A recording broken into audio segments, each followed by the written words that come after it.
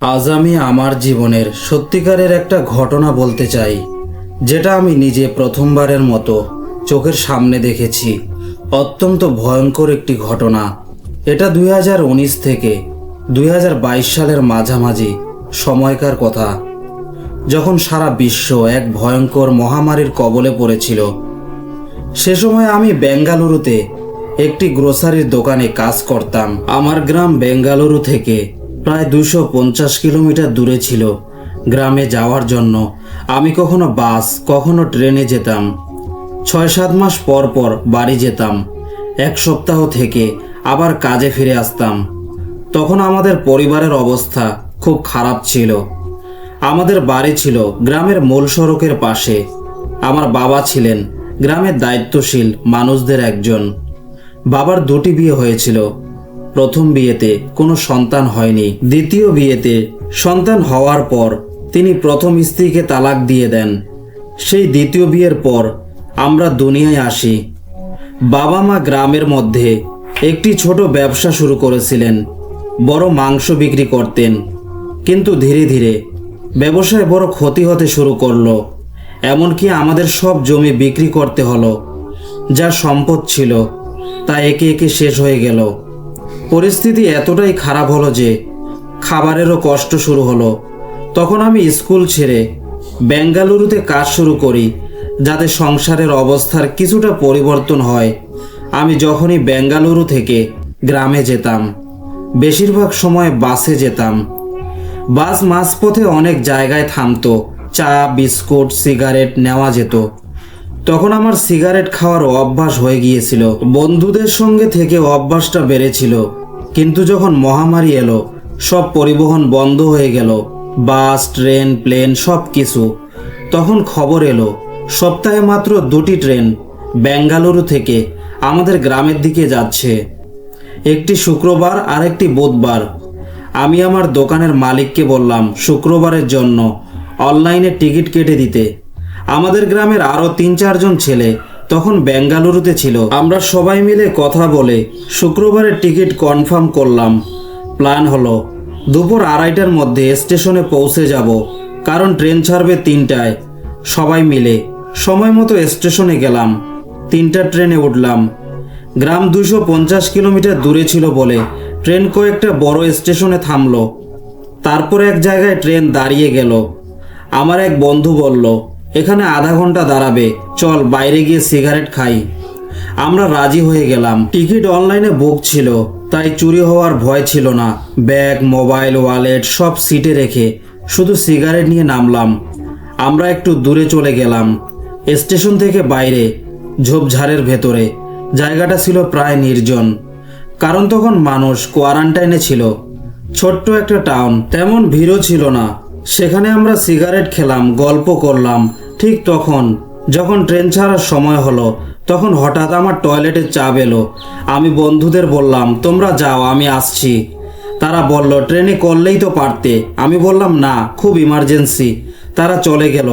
আমি ঝোপের আড়ালে গিয়ে কাজ সারলাম। তারপর হাত পা মুখ ধুয়ে আবার ট্রেনে গিয়ে আমার সিটে বসে পড়লাম। কিছুক্ষণ পর আমরা আমাদের গ্রামে পৌঁছালাম। তারপর আমি বাড়ি ফিরে গেলাম। যেমনটা আগেই বলেছি, আমাদের বাড়ি ছিল গ্রামের মূল রোডে। কিন্তু সমস্যা তখনও শেষ হয়নি। আমরা সেই বাড়িটা বিক্রি করে দিয়েছিলাম, কারণ ছোটোখাটো খরচের জন্য টাকা দরকার ছিল। তাই আমরা বাড়ি বিক্রি করে ভেতরের দিকে ক্ষেতের পাশে আরেকটা বাড়ি কিনলাম। আমি সেদিন প্রথমবার নতুন বাড়িতে গিয়েছিলাম, কারণ যখন পরিবার সেখানে শিফট হয় তখন আমি বাড়িতে ছিলাম না। আমার বাবা মা আর ভাই বোনদের ওই বাড়িতে শিফট হতে 8 থেকে 10 মাস হয়ে গিয়েছিল। যেমন গ্রাম বাংলার বাড়ি হয়, মাটির দেয়াল, কাঠের ছাদ আর ওপর খড় বিছানো। তবে আলহামদুলিল্লাহ আমাদের নতুন বাড়িটা বড় ছিল আগের বাড়ির থেকে অনেকটা। পুরনো বাড়িটা ছোট ছিল, 3টা ঘর, একটা রান্নাঘর, একটা হল আর একটা ছোট্ট ডাইনিং এরিয়া, যেখানে সবাই মিলে খাওয়া দাওয়া করতাম। আমি আলাদা করে বলেছিলাম হালের সঙ্গে লাগোয়া বাইরে একটা ঘর বানাতে। ঘরটা ছিল 10 ফুট চওড়া আর 8 ফুট লম্বা। সেখানে আমার একটা খাট, ছোট্ট একটা আলমারি, একটা আয়না আর দরকারি কিছু বই ছিল, কুরআন মাজিদ আর মেট্রিক পরীক্ষার প্রস্তুতির জন্য স্কুলের বই। তখন আমি পরীক্ষার প্রস্তুতি নিচ্ছিলাম। এখনো ঘটনা বলতে বলতে আমার গায়ে কাঁটা দিচ্ছে। আমি বসে পড়াশোনা করছিলাম, হঠাৎ ঘরের বাইরে থেকে অদ্ভুত শব্দ শুনতে পেলাম, যেন কেউ ফিসফিস করছে, ঘন ঘন কথা বলছে। আমি ভেবেছিলাম গলিতে তো 10-12টা বাড়ি আছে, হয়তো বাচ্চারা খেলছে বা কথা বলছে, তাই পাত্তা দিলাম না। কিছুক্ষণ পর শুনলাম দরজায় নক করার শব্দ। অবাক হলাম, চারপাশে দেখে কিছু পেলাম না। আবার পড়তে বসলাম, আবার নক করার শব্দ এলো। ভেবেছিলাম বাইরে কেউ হবে, তাই বের হলাম। বাড়ির বাইরে দেখলাম কেউ নেই। তখন প্রায় এশার নামাজের পরের সময়।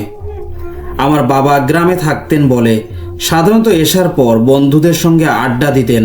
সেদিনও তিনি বন্ধুর বাড়ি ছিলেন।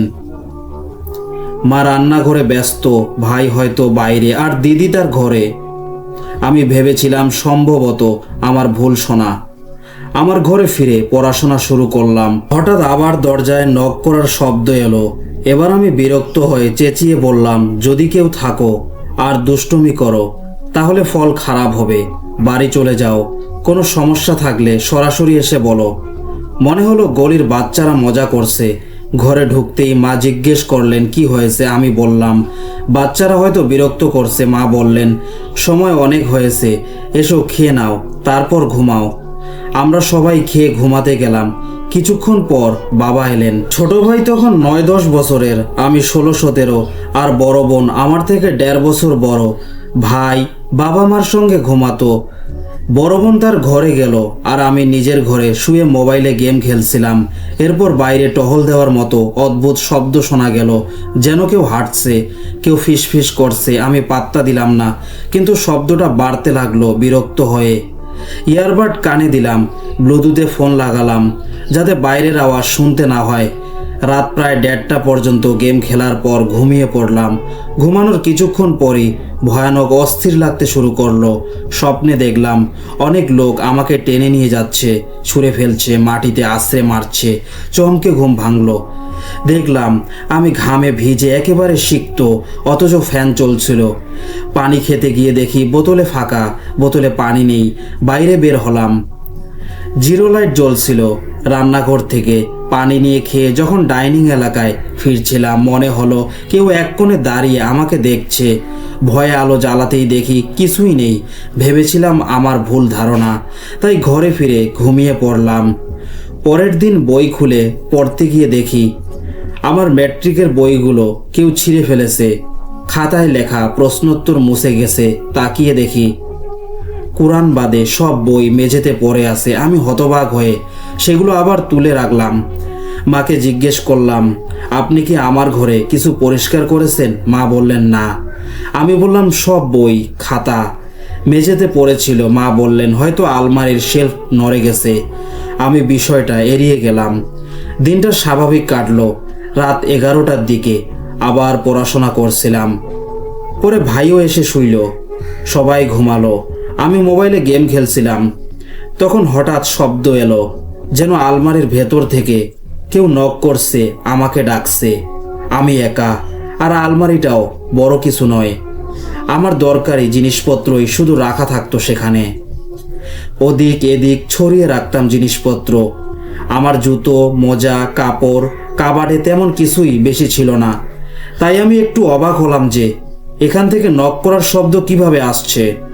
আমি ঘরের লাইট জ্বালালাম আর কাবাড খুলে দেখলাম সেখানে কিছুই নেই। মনে হলো হয়তো আমার ভুল শোনা, অথবা নতুন ঘরে আসার কারণে অদ্ভুত সব চিন্তা হচ্ছে। তাই আমি গেম বন্ধ করে শুয়ে পড়লাম। ঘুমিয়ে পড়ার কিছুক্ষণ পর রাত 2:30 থেকে 3টার মধ্যে হঠাৎ করে খুব জোরে কাবাডে নক হওয়ার শব্দ হতে লাগলো। আমি ঘুম থেকে লাফিয়ে উঠে পুরো জাগ্রত অবস্থায় শব্দ শুনলাম। কেউ যেন ভেতর থেকে দরজায় প্রচণ্ড জোরে আঘাত করছে। আমি ভয় পেয়ে গেলাম। তৎক্ষণাৎ লাইট জ্বালিয়ে কাবাড খুলে দেখলাম ভেতরে কিছুই নেই। আমি এতটাই ভয় পেয়েছিলাম যে সেখানেই বসে আয়াতুল কুরসি পড়তে লাগলাম এবং সেটি পড়তে পড়তে ঘুমিয়ে পড়লাম। এখান থেকে আমার মনে হতে শুরু করলো যে হয়তো এই ঘরে অন্য কোনো সত্তা আছে।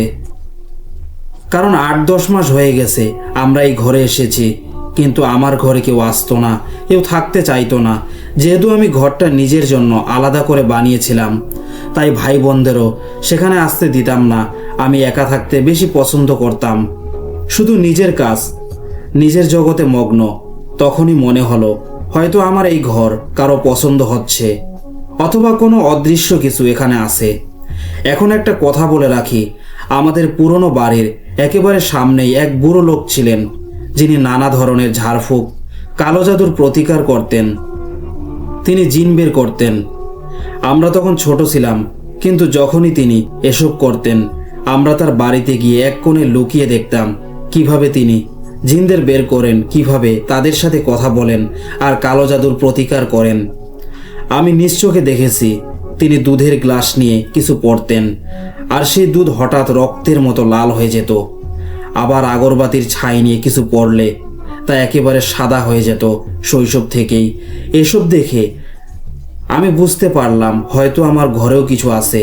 তাই এক রাতে আমি ঠিক করলাম সত্যিটা জেনে নেব। কিন্তু যেহেতু সবাই ঘরে থাকতো, কাজটা কঠিন ছিল। আমি আমার মামিকে ফোন করে বললাম, ভাগ্নে এতদিন পর বেঙ্গালুরু থেকে গ্রামে এসেছে আপনার, অথচ আপনি আমাদের ডাকেননি। এভাবে কথা বলে আমি আম্মু আব্বুকে রাজি করালাম যেন সবাই মামির বাড়ি যায়। আমি বললাম আমি মাগরিবের পর চলে আসব। তারা রাজি হয়ে দুপুরে মামির বাড়ি চলে গেল। আমার ভাইও প্রতিদিনের মতো খেলতে বের হয়ে গেল। আমি একা রইলাম দুপুর থেকে মাগরিব পর্যন্ত। কোনোভাবে সময় কাটালাম। মাগরিবে আমি চা বানালাম, তারপর মোবাইলে কিছু রিলস দেখতে দেখতে হঠাৎ বলে ফেললাম, আজ যা করার করো, আজ আমি তোমাদের সামনে আনবই। আমি জানতাম না কেন এমন বললাম, কিন্তু ভেতরে ভেতরে এক ধরনের অদ্ভুত অনুভূতি হচ্ছিল। ভয় কম, বরং বেশি ছিল কৌতূহল। তারপর এশার নামাজ মসজিদে গিয়ে পড়লাম। ফেরার পথে হালকা বৃষ্টি শুরু হলো। আমি আম্মু আব্বুকে ফোন করে বললাম যে বৃষ্টি হচ্ছে, বৃষ্টি থামলে যাব। তারা কিছুটা বকা দিল। মামিও রাগ করলেন। আমি অজুহাত দেখিয়ে কল কেটে দিলাম এবং আবার ঘরে ফিরলাম। যেমনটা গ্রামে হয়, সামান্য বৃষ্টি বা বাতাস হলেই বিদ্যুৎ চলে যায়, সেদিনও তাই হলো। আমার ভয়ে জ্ঞান উড়ে গেল। আমি রান্নাঘর থেকে মোমবাতি এনে জ্বালালাম আর হল ঘরে রেখে বসলাম। হঠাৎ অনুভব করলাম ঘর ভরে গেছে অনেক মানুষের উপস্থিতিতে। সাথে সাথেই এক ভয়ানক দুর্গন্ধ ছড়িয়ে পড়ল। আমি আতরের বোতল খুলে নাক চেপে ধরলাম, ঘরে সুগন্ধি ছড়ালাম, কিন্তু দুর্গন্ধ আরো বেড়ে উঠতে লাগলো। তখন আমার পুরো বিশ্বাস হয়ে গেল ঘরে অবশ্যই অন্য কোনো মাকলুক আছে। বাচ্চাকালে সেই বুড়ো লোকের কাছ থেকে শেখা একটা ছোট্ট উপায় আমার মনে ছিল, কিভাবে তাদের সাথে যোগাযোগ করা যায়। সেটা আমি করে ফেললাম। তারপর হলঘরের মাঝখানে বসে জোরে বললাম, আমি জানি তোমরা এখানে আসো। এতদিন আমার ঘরে কারো ক্ষতি করনি, কিন্তু আমি আসার পর থেকে তোমাদের উপস্থিতি আমাকে অনুভব করছিল। বলো তো তোমরা আসলে কি চাও? এখানে কেন এসেছো? তোমরা আমাদের কষ্ট দিচ্ছ না, তবে ভয় দেখানোর চেষ্টা করছো। তাহলে কেন ভয় দেখাচ্ছ? যদি সত্যিই তোমরা থাকো তবে সামনে এসে আমার সঙ্গে কথা বলো, আর যদি না থাকো তবে অন্তত তোমাদের উপস্থিতির কোনো ইশারা দাও। আমি এতটা বলার সঙ্গে সঙ্গেই রান্নাঘরের সব বাসনপত্র ধপাধপ করে পড়ে গেল। সবগুলো স্টিলের বাসন, তাই শব্দটা ভীষণ জোরে হলো।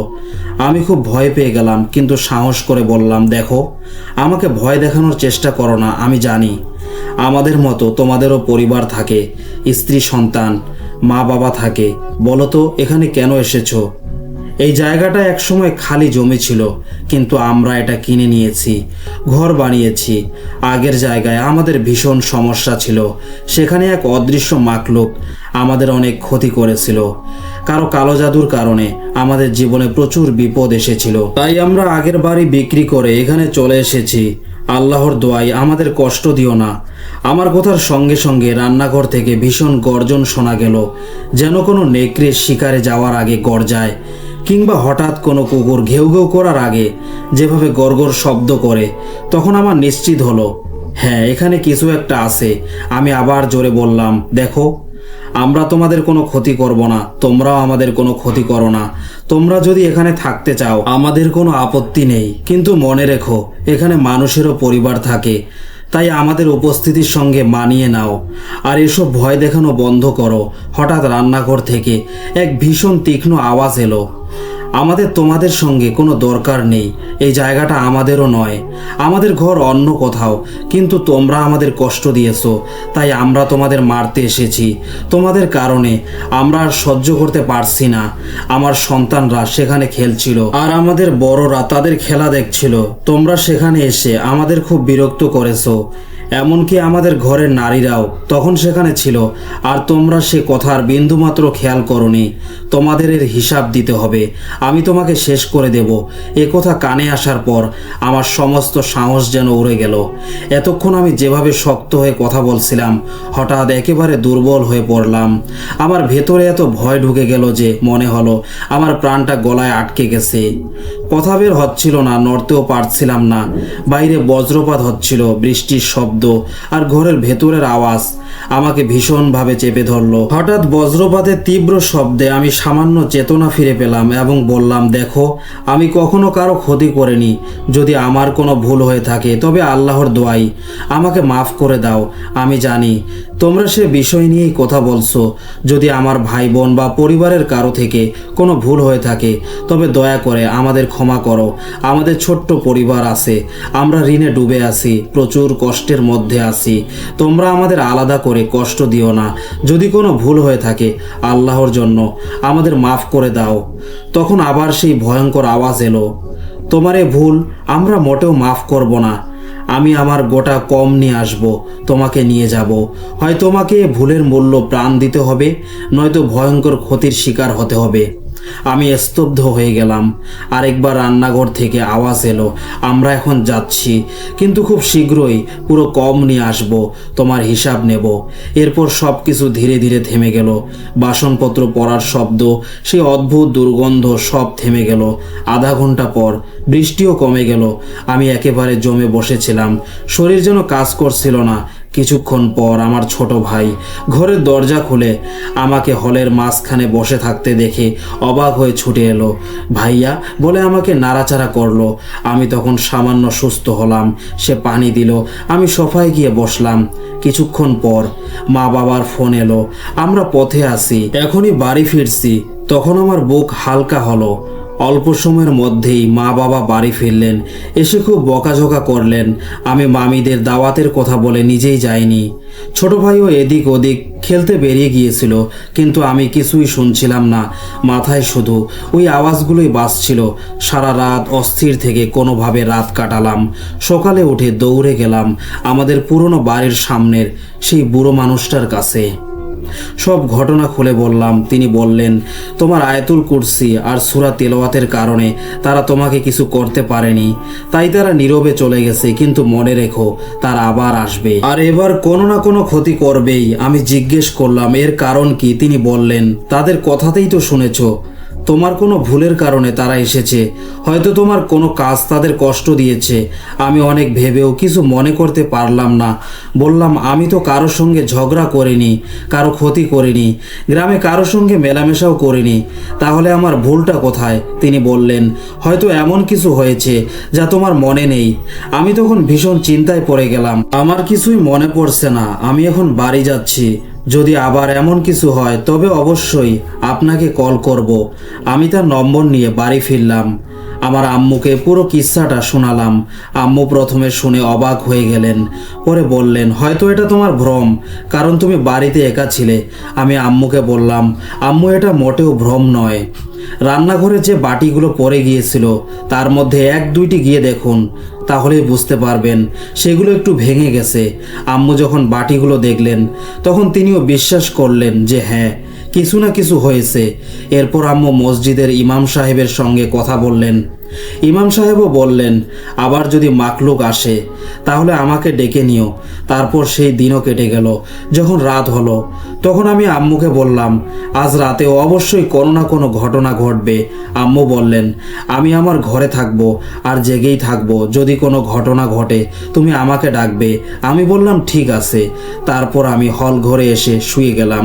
আমি মনে করলাম রুমে শোয়া ঠিক হবে না। আমি মোবাইলে গেম খেলতে লাগলাম। গেম খেলতে খেলতে আবারও মনে হলো অদ্ভুত এক গন্ধ আসছে এবং হয়তো কেউ আশেপাশে ঘুরছে। তাই আমি গেম বন্ধ করে দিলাম, আবার ভয় পেতে শুরু করলাম। তখন আমি মোবাইলে আয়াতুল কুরসি চালালাম এবং সেটি শুনতে শুনতে ঘুমিয়ে পড়লাম। কিছুক্ষণ পর আমার চোখ খুলল। সময় তখন রাত 2টা থেকে 2:30টার মধ্যে। আমি চারপাশে তাকালাম, সব কিছু স্বাভাবিক ছিল। আবার আমি মোবাইলে সূরা মুলক চালিয়ে দিলাম এবং সোফায় শুয়ে রইলাম, ঘুমানোর চেষ্টা করছিলাম। তখনই মনে হলো যেন আমার ঘরের একটি আলমারির ভেতরে কেউ নক করছে। আমি হাতে মোবাইল নিয়ে যেখানে সূরা মুলক চলছিল ঘরে ঢুকলাম। শব্দটা টানা আসছিল। সাহস করে আলমারি খুললাম, দেখলাম সেখানে 6 কি 7 বছরের একটি শিশু বসে আছে। তার চেহারা এতটাই কুৎসিত আর ভয়ঙ্কর যে বর্ণনা করা যায় না। আলমারিটা বড় ছিল না, ছোটই ছিল, কিন্তু সে সেখানে বসেছিল। তার মুখ ছিল নেকড়ের মতো আর চোখ ছিল পেঁচার মতো। এক অদ্ভুত দুর্গন্ধে ভরে গিয়েছিল চারপাশ। একে দেখে আমি একেবারে স্থির হয়ে গেলাম। মনে হলো আজ আমার মৃত্যু নিশ্চিত। তখনও মোবাইলে সূরা মুলক চলছিল, কিন্তু ওর ওপর কোনো প্রভাব পড়ছিল না। এতে আমি ভীষণ অবাক হলাম।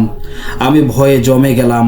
হঠাৎ সেই শিশু আলমারি থেকে লাফিয়ে আমার দিকে এলো এবং তারপর ঘর থেকে বেরিয়ে হল ঘরের দিকে দৌড়ে গেল। আমি ঘরের ভেতরে অচেতন হয়ে পড়ে গেলাম। যখন জ্ঞান ফিরল তখন দেখি আমি হলের খাটিয়ায় শুয়ে আছি। চারপাশে আমার মামা, চাচা, মসজিদের ইমাম সাহেব আর আমার পরিবার বসে আছে। আমি উঠে জিজ্ঞেস করলাম, কি হয়েছে? আম্মু বললেন, তুমি ঘরে অচেতন হয়ে পড়েছিলে। আমরা তোমাকে এখানে নিয়ে এসেছি। আমরা অনেকবার তোমাকে জাগাতে চেয়েছিলাম কিন্তু পারিনি, তাই সবাইকে ডেকেছি। আমি ইমাম সাহেবকে দেখে বললাম, কাল রাতে আমি তাকে ওখানে দেখেছি। তখন ইমাম সাহেব সাথে সাথেই দোয়া পড়তে শুরু করলেন, আমাকে ঝাড়ফুঁক করলেন এবং বললেন, আজ রাতের অপেক্ষা করো, যদি কিছু অনুভব করো সঙ্গে সঙ্গে আমাকে কল করবে। তার বাড়ি আমাদের বাড়ি থেকে 10 কি 15 মিনিটের হাঁটার দূরত্ব ছিল। তারপর রাত হলো। আমরা ভাই বোনেরা মিলে হল ঘরে শুয়ে পড়লাম। আম্মু আব্বু নিজেদের রুমে ছিলেন। তারা বললেন, আমরা সতর্ক থাকবো, ঘুমাবো না, কিছু হলে ডাক দিও। আমার কাছেও মোবাইল ছিল আর বড় বোনের কাছেও। আমার ভাই এসে আমার পাশে বসে মোবাইলে গেম খেলতে লাগলো। কিছুক্ষণ পর আবার সেই অদ্ভুত গন্ধ পেলাম। কোনো দেরি না করে ইমাম সাহেবকে ফোন দিলাম। উনি সঙ্গে সঙ্গেই চলে এলেন। আম্মু আব্বুকেও ডাকলেন। সবাই একত্র হলাম। উনি বললেন, সব লাইট অফ করে দাও, শুধু জিরো লাইটটা জ্বালিয়ে দাও। তারপর আমাদের সোফায় বসালেন। আম্মু আব্বু আমাদের সঙ্গে বসলেন। ইমাম সাহেব মেইন দরজায় দাঁড়ালেন এবং দোয়া পড়তে শুরু করলেন। যতই উনি দোয়া পড়ছিলেন রান্নাঘরের বাটিগুলো একে একে পড়তে শুরু করলো। হঠাৎ উনি জোরে বললেন, তোমরা কেন এদের কষ্ট দিচ্ছ? এরা তোমাদের কি ক্ষতি করেছে? তখন ভেতর থেকে আওয়াজ আসতে লাগলো। সেই আওয়াজ সবাই শুনলো। আমার ভাই ভয়ে কান্না শুরু করলো। আমার বোন আব্বুকে জড়িয়ে ধরলো। সেই মাকলুক ইমাম সাহেবকে বলল, এই ছেলে আমাদের ওপর প্রসাব করেছে। আমরা ওখানেই থাকতাম, আমরা নেক, আমরা কাউকে কষ্ট দেই না, কিন্তু এর কাজের কারণে আমরা খুব কষ্ট পেয়েছি। তখন আমাদের বাচ্চারা খেলছিল, আমাদের বয়োজ্যেষ্ঠরা তাদের খেলতে দেখছিল, আমাদের পরিবারের মহিলারাও ওখানে ছিলেন। এই ছেলে না ভেবে সেখানে প্রস্তাব করে দিল। এখন আমরা এর ক্ষতি করব। ইমাম সাহেব বললেন, এই ছেলের ভুল হয়েছে, ওকে ক্ষমা করে দাও। সে তো খুব ভয় পেয়েছে। এই পরিবার আগেই অনেক সমস্যায় আছে, ওদের কোনো ক্ষতি করো না। যদি কিছু চাই বলো আমাকে, মাংস মুরগি যাই বলো, আমরা দিয়ে দেব। তখন তারা বলল, আমরা কিছু চাই না, শুধু এর সন্তানদের ক্ষতি করতে চাই, কারণ আমার বয়োজ্যেষ্ঠরা আমাকে নির্দেশ দিয়ে পাঠিয়েছেন, হয় এর ক্ষতি করো, নয়তো একেবারে শেষ করে দাও। আমি তাদের কথা অমান্য করতে পারি না। ইমাম সাহেব বললেন, দেখো, কাউকে ক্ষতি করা খারাপ কাজ। তোমরা নিজেদের নেক বলছো, অথচ কাউকে কষ্ট দিচ্ছ, তাহলে কিভাবে নেক হতে পারো? এই ছেলের ভুল হয়েছে, তাকে ক্ষমা করো।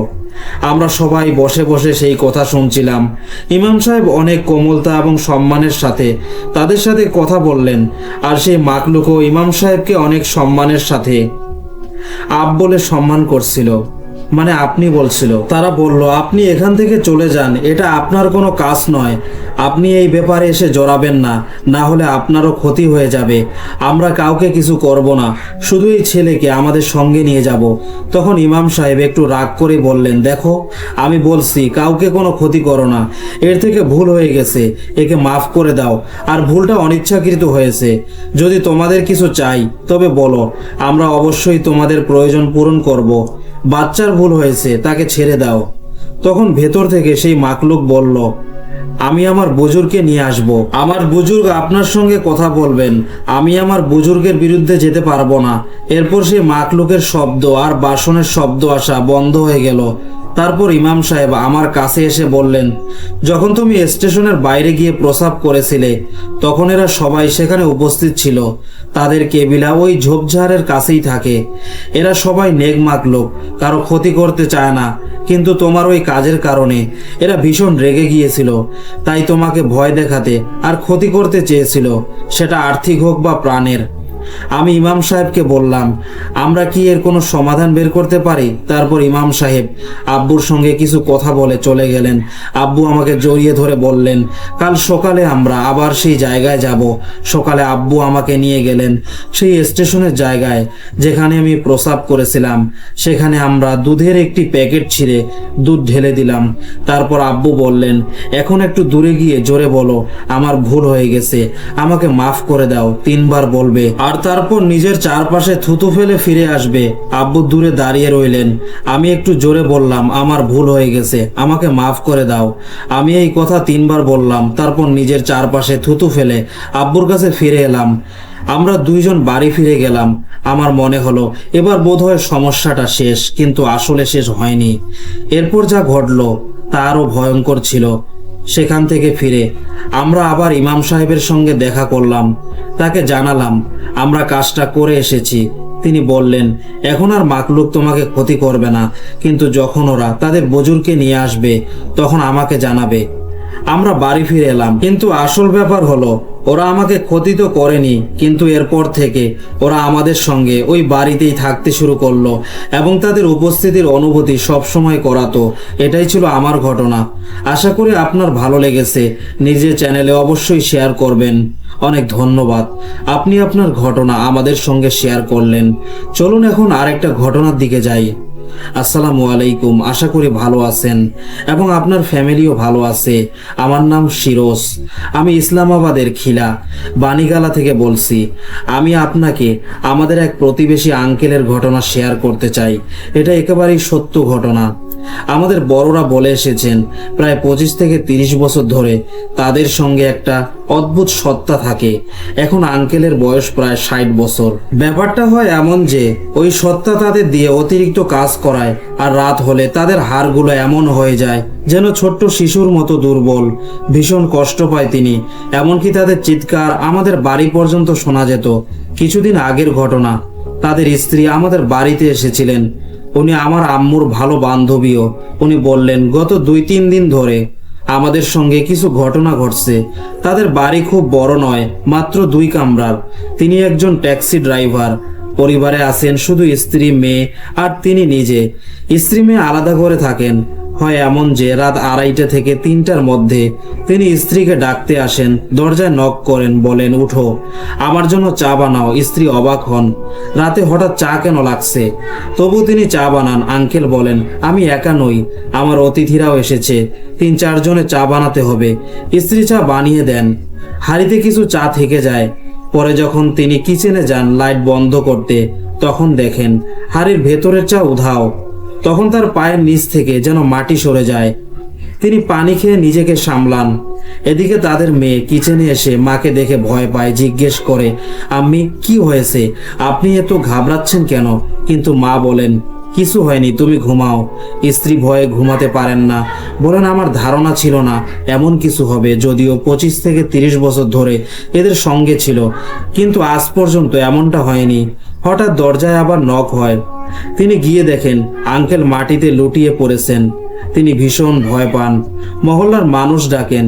তারপর কিছুক্ষণ পর আঙ্কেলকে যখন ধরে রাখা হয় তখন দেখা যায় তার ভেতর থেকে 4 থেকে 5 জনের মতো একসাথে কথা বলার শব্দ আসছে। 10 থেকে 15 জন লোক মিলে এক আঙ্কেলকে কষ্টে সামলাতে পারে। ভেতরের সত্তা গভীর কণ্ঠে বলে উঠল, আমরা এখন বুড়ো হয়ে গেছি, আমাদের দিয়ে কাজ করানো বন্ধ করো। কষ্টে সৃষ্টে রাত কেটে যায়, কিন্তু তাদের ধারণা ছিল না পরের রাত আরো ভয়ঙ্কর হবে। পরের রাতে আঙ্কেল নিজেই আগুন ধরিয়ে দেন তাদের ঘরে। একটি কামরায় আগুন লেগেও যায়, আর তখন সেই সত্তা চিৎকার করে ওঠে, আমরা একে আমাদের সঙ্গে নিয়ে যাব, আমাদের কেউ আটকাতে পারবে না। এটাই ছিল আমার ঘটনা। আশা করি ভালো লেগেছে। নিজের চ্যানেলে অবশ্যই শেয়ার করবেন। অনেক ধন্যবাদ, আপনি আপনার ঘটনা আমাদের সঙ্গে শেয়ার করলেন। তো লিসেনার্স, আশা করি আজকের ঘটনাগুলো আপনাদের ভালো লেগেছে। ঘটনা ভালো লেগে থাকলে ভিডিওতে লাইক দিতে ভুলবেন না। আর যদি আপনি আমার চ্যানেলে নতুন হয়ে থাকেন তবে অবশ্যই সাবস্ক্রাইব করতে ভুলবেন না। বেল আইকন চাপ দিয়ে অল নোটিফিকেশন অন করলে আপনি আমার ইউটিউব ফ্যামিলির অংশ হয়ে যাবেন এবং আমার প্রতিটি নতুন ঘটনার নোটিফিকেশন সময় মতো পেয়ে যাবেন। নিজের অনেক খেয়াল রাখবেন, দোয়ায় আমাকে মনে রাখবেন। আমাকে অনুমতি দিন। আবার দেখা হবে অন্য কোনো ইন্টারেস্টিং ঘটনাতে। আল্লাহ হাফেজ।